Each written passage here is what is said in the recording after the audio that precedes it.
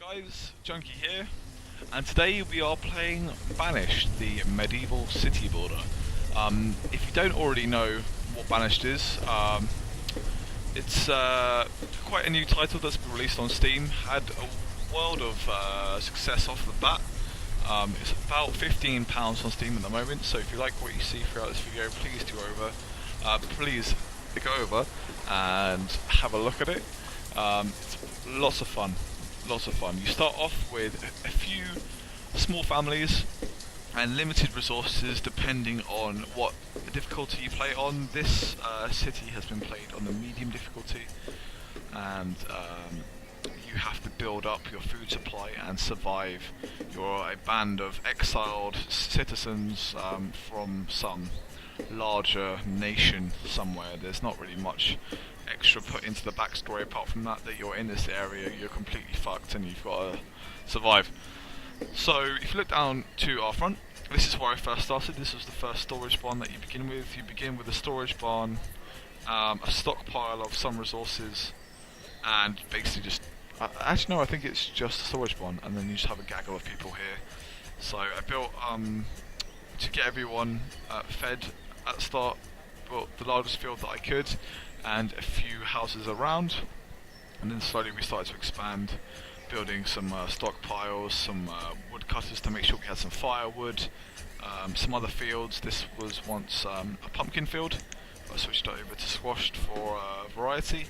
And we started building some orchards and that sort of thing. And as you continue to increase your food production and your general production of necessities for life, like clothing, tools, and that sort of thing, as you develop those and build more houses, your town will start to grow. This town is called Avalon, after the famous city from the Arthurian tales. If you just excuse me 1 second, I don't actually have any sheep yet, so I'm gonna buy a load of these. Because I need them for wool, and it would be silly to let this opportunity go past me, so I'll buy those now. And then what we'll do is we'll jump over to one of my pastures, and we will execute all of those.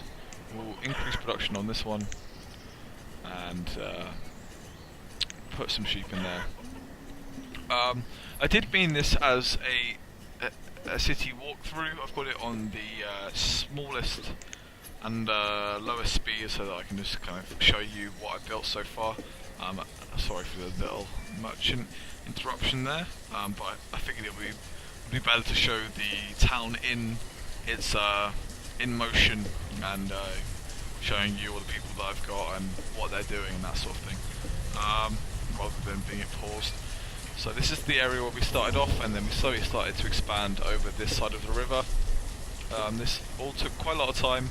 I initially had lots of dirt roads running over to this river. We had fishing docks over here, and then slowly started to build more fields, more houses as the town grew. Moving over to the eastern side, you can see we've got a few of our resource gathering areas. We've got a gatherer's hut here, which isn't being manned at the moment, hunter's cabin, and a forestry lodge to manage the area, and a load more houses. You can see my town hall over there, which is very, very useful for getting interesting and useful information that you can use to better govern your town. As you can see here, by this big dip, I had a food crisis and lost quite a substantial amount of my adult, student and child population during this time. You can actually see the rise in the children there is in line with the amount of houses that I was building. So you can see how that peaks and now it's sort of leveled out. I just built far too many of these houses far too quickly. I believe it might have been around this market development, or when I started building these stone houses over on this side of the river. So you'll see my marketplace here, which is the trading hub for your town and the people around it. They'll stockpile every resource that they could need or think of. You've got all your food, your clothing, and your fuel here as well in the form of coal and firewood. Moving over further east, we've got more fields, and we've got the quarry. It's quite close to the town. Obviously, I thought I had enough space and didn't think that I'd be growing this far this way towards the quarry, but people don't seem to be too depressed that they've got a big mining operation right on their doorstep. So that's okay with me. That's absolutely fine with me. We'll keep moving a bit further east, and I've got these two isolated gathering centres with no forestry cabins at all.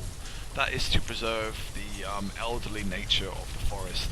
Herbalists, which are your main source of medical supplies and healing herbs and recreational herbs, if you want to read into the meta story that much, and they do fantastic well in the older forest where herbs and mushrooms and that sort of thing have had time to grow.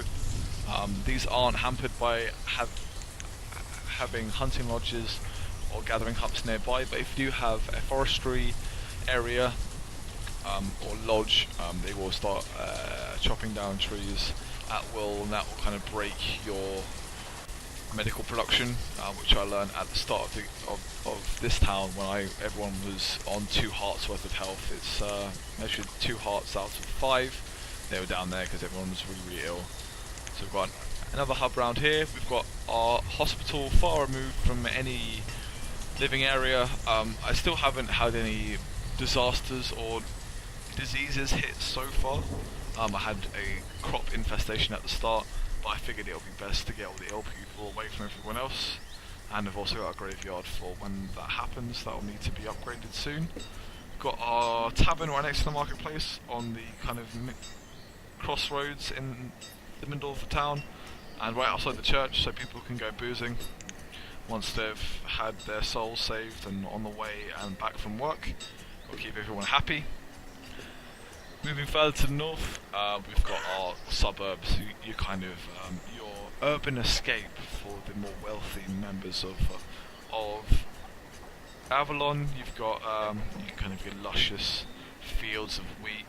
You've got your green pastures, all these lovely animals, and then you've got a luxury stone accommodation for everyone to live in, as well as all the amenities that they might need. You've got some storage on there that holds all their food.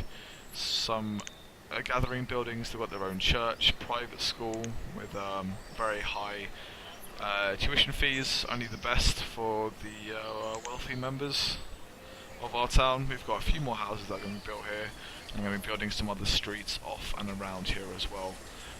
Obviously that's going to be a slowly developing a project that I'll have to manage with my food intake and outtake as well, so we don't have another crash.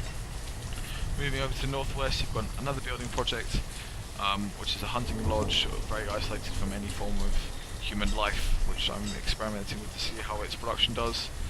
And through our tunnel, which we bored through the mountain quite early on, we've got our western settlement with our iron mine, with its own blacksmith, school, and gathering buildings here, as well as the woodcutters, with all the housing and that sort of stuff that you need to support the industrial supply around here. I figured that it would be best to have some families actually located in the vicinity of these mines, so that they wouldn't have to run to and from work so much. However, obviously some from the town, or from the main town, are going to be going through the tunnel to work. And you can see that we've started to replant this area. Moving over to the main river, which was the actual main reason why I built this town in the first place, this little one here, was so that I could have a population centre close to the river, so that I could fuel these expansions. We've got 2 training posts here, excuse me while I manage these. I want to get 2 of them in each, there we go. This is the main river where we get lots of our trade from merchant ships that flow downstream. And we've got ready stockpiles of lots of stuff ready. Let's see if we can buy some more sheep. Do we have enough? I've got lots of lots of hide coats. We'll overpay because we're good at that. Get some more sheep involved. And this is going to be the next area of growth. We've got a large stockpile here for a lot of resources. You can see that this area is very, very rich with mineral deposits. There's another lake over on this side that looks a bit like an ass or Pac-Man. We've got another lake down here, and we're going to slowly start expanding out this way. We've also got some food production projects that will be developed very shortly, with lots of fishing docks to source out of this lake. And that is pretty much everything. So that is the walkthrough of my town called Avalon. This is basically a video just to show you what is possible in Banished. This has only had 5 or 6 hours put into it so far, and it's fantastic fun. You can change the pace of the game here, so you can get a big hub of activity, but I moved it down to the slow pace, just so I can show you everything without having to react to much. I've pretty much got all the main buildings that you can need so far. In terms of production, we've got wells, schools, hospitals, town halls, cemeteries. So that's pretty much it. So it's just going to be more of the same, which is why I thought this would be a good point to show you. It's kind of the first main stage of large stability that you get with Banished when you've got just about 100 people, and you've got a lot more on the way. So from here it's kind of more of the same, managing your environment, and basically this is where the creative part of the game comes in. You can really start to design your towns and settlements exactly how you want them to be, rather than worrying about shit, I need a lot of food or I need some wood. Everything's pretty much level at the moment. Don't have a huge amount of ore or stone production, but that's because I don't need it at the moment. You can see, just for reference, at the end we'll show you my worker layout at the moment. We've got a lot of people over food production, lots of gatherers, hunters and fishermen to provide that diversity of food and intake. Also got a few labourers that are around, even more now, to make sure that we can clear away all the areas that I need cleared. And yeah, so that is it. I hope you've enjoyed the video. If you do want to pick up Banished, it's £15 on Steam at the moment, or your national equivalent. It's really good fun, and it's still the first kind of city building game that's actually held my attention at all. I didn't get into SimCity or anything like that before, so I'd recommend it for any fans of kind of the more, not ancient periods, but the more early historical periods. If you're into that kind of thing and you want to learn how to balance food intake, clothing and everything else like that, it's great fun. So this has been Junky, signing off for now. I hope you've enjoyed the video. If you did enjoy the video, please do leave a like or a comment on what you thought was good, what you thought was bad about the video, and if you enjoyed it even more, then feel free to subscribe. We should be having a lot more gaming content on the channel soon. We've got 2 or 3 more people that are going to be starting to upload a lot more stuff. We've got Dave with his F1 and whatever else he wants to be doing. We've got Husso, who was in the last War Thunder video called Enter the Badmanting. He's going to be doing PlanetSide 2 and that sort of thing. And yeah, I'm really excited to see how the channel's going to go. So if you want to join us, feel free.